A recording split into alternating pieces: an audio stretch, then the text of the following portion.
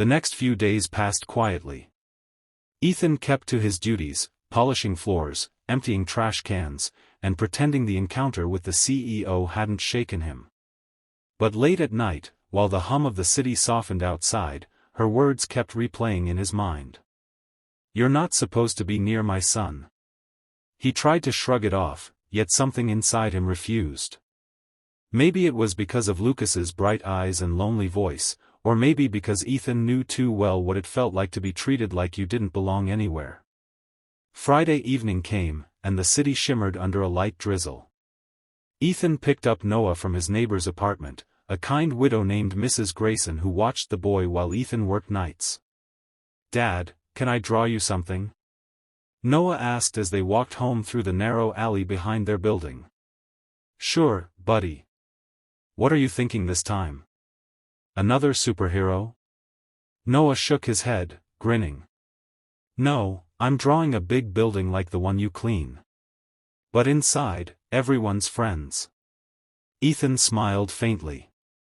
"That's a good dream to have." He tucked Noah into bed that night, promising he'd be home early Saturday morning for pancakes. Then, when the boy was asleep, Ethan slipped into his work uniform and left for the towering Sinclair building once more. The lobby was quiet when he arrived. But as he clocked in, the receptionist whispered, "The CEO's still upstairs. She's got her son with her again." Ethan hesitated. Part of him wanted to stay on the lower floors and avoid any more trouble. But he had to clean the executive offices, it was his assignment. When the elevator doors opened on the top floor, he moved quietly, the mop gliding across the marble like a shadow. Then, a soft sound reached him. Not conversation, crying. He frowned, following it to the small glass-walled lounge beside the CEO's office. Through the translucent pane, he saw Lucas sitting on the couch, his toy airplane in his lap, tears streaking his cheeks. Ethan's chest tightened. He shouldn't interfere. He'd already been warned. But the boy's quiet sobs pulled at something deep inside him. He knocked gently on the doorframe. "Hey, buddy."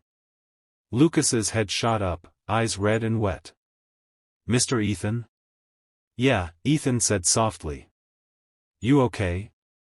The boy sniffled, shaking his head. "Mom yelled at me again. I spilled her coffee. She said I don't listen.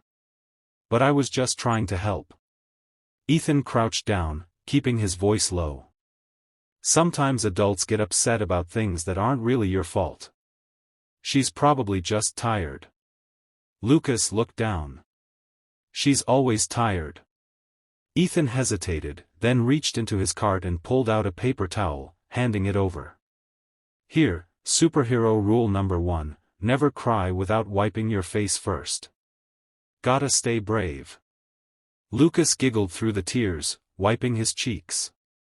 "You sound like my teacher." "That's a compliment," Ethan said with a grin. "Want to help me clean a little?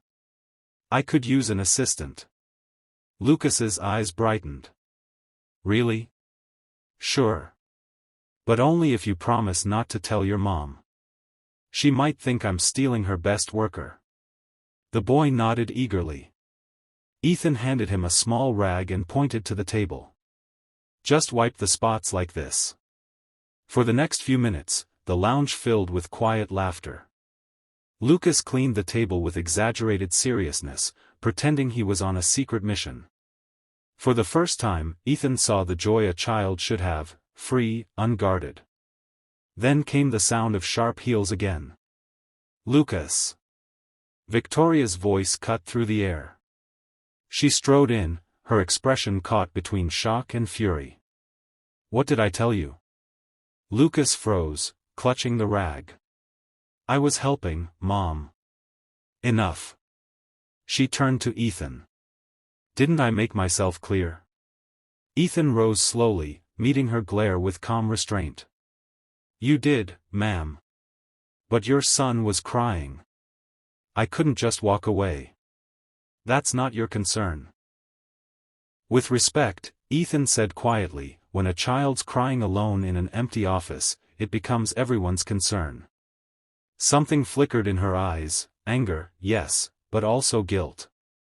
She drew in a breath, her voice quieter now. You have no idea what's going on here. No, Ethan said gently, but maybe you don't have to do it all alone. She stared at him, speechless for a moment. Then she took Lucas's hand, her voice trembling. Come, Lucas. We're going home. Lucas looked back at Ethan as she led him away. Bye, Mr. Ethan. Ethan gave a small nod. See you around, partner. When they were gone, he leaned on his mop handle and sighed. He'd probably just signed his own termination papers. 2 days later, Ethan got the call he'd been expecting. Mr. Cole? The supervisor's tone was cautious. We've had a complaint. The CEO isn't comfortable with you interacting with her child. She asked that you be transferred to the lower levels. Ethan swallowed the lump in his throat. I understand. That night, as he cleaned the empty basement parking lot, he thought about Lucas's small hands and the way the boy had smiled when he helped. Losing that connection shouldn't have hurt, but it did. Around midnight, rain poured outside in sheets. Ethan was almost done when his phone buzzed. Mrs. Grayson's name flashed on the screen. Ethan, her voice trembled, there's been an accident near the school playground. Noah, he fell and hit his head. They took him to St. Mary's Hospital. Ethan's breath caught. What? He dropped everything and ran, heart hammering against his ribs. The storm soaked him to the bone as he flagged a taxi, barely able to speak. When he reached the hospital, the fluorescent lights and antiseptic smell nearly crushed him. Nurses moved quickly through the corridor. A doctor finally appeared.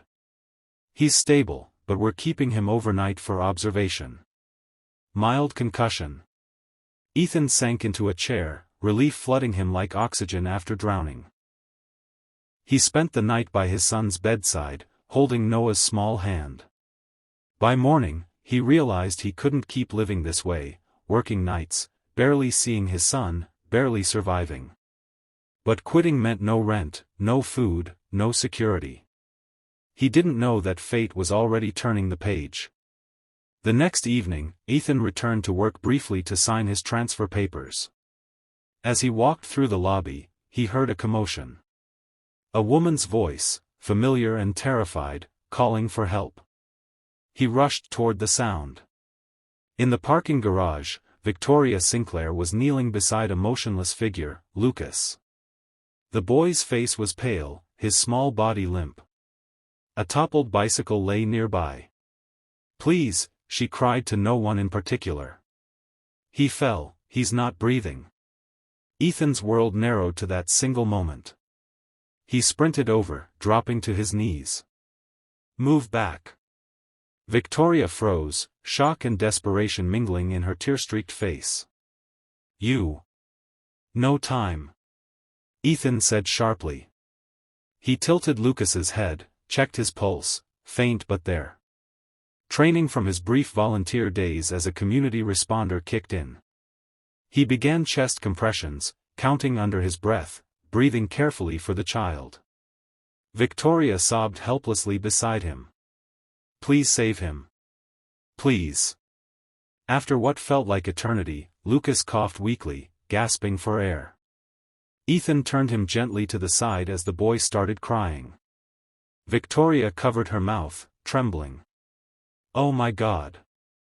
Ethan looked up, his voice steady but gentle. He's okay now.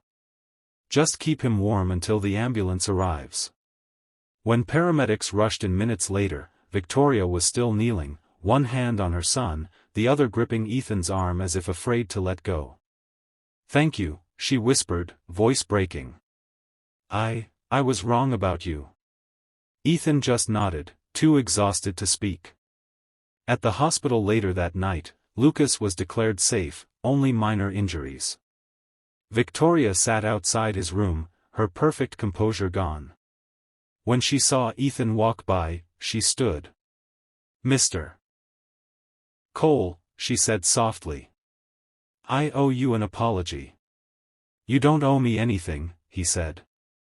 I'm just glad he's okay. She shook her head. No. You don't understand. My husband died 2 years ago in a car crash.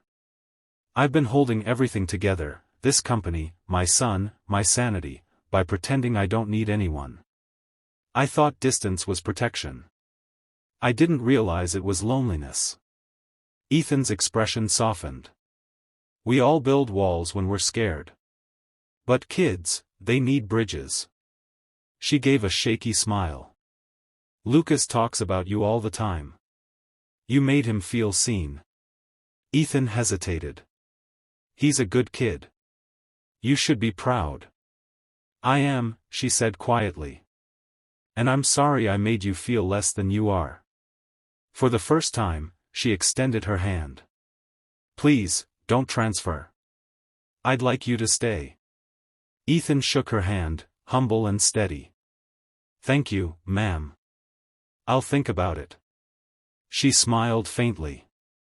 And one more thing, my name's Victoria. Not ma'am. For a moment, the steel barrier between CEO and janitor dissolved. Just two parents, two people, bound by the same fragile thing called love. As Ethan left the hospital, dawn was breaking, soft light spilling across the wet streets. He thought of his son sleeping safely at home, and of Lucas's small hand clutching his mother's. Maybe kindness didn't need wealth or titles. Maybe it just needed courage, the courage to care when no one else would. And somewhere in that quiet morning, Ethan realized that sometimes, the smallest act of humanity could silence even the proudest voice.